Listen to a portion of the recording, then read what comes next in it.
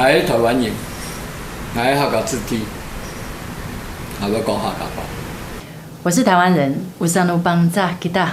我是台湾人，我讲台语。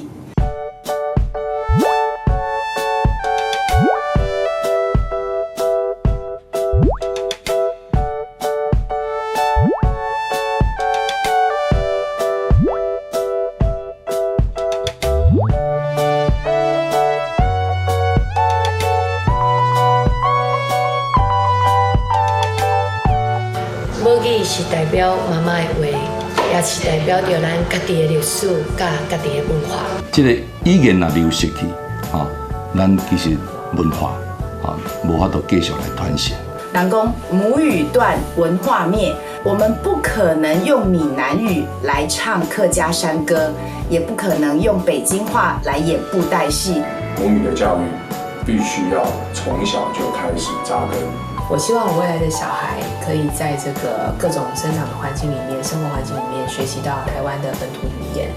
记得传统沙飞，记得咱的客家这个本事，第三呢，咱的后三呢。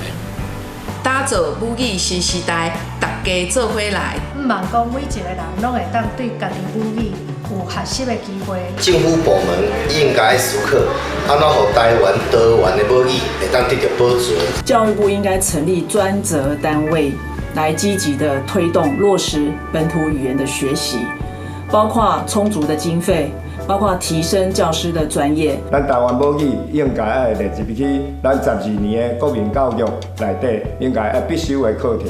咱应该伫高中、国中小学来，让这少年学生有学习本土语言的机会。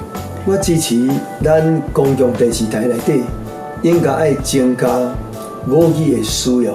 我们必须要将罗马字或者说书写的系统合法化。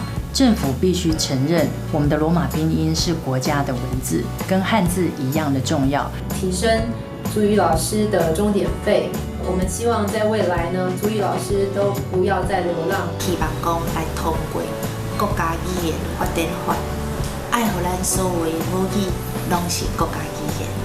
我希望讲这个代志呢，会当赶紧来做，因为到甲咱发现有危机的时，才要来解决，定都袂好啊！我们绝对不能让我们的母语消失在台湾这块美丽的土地上。在这个美丽的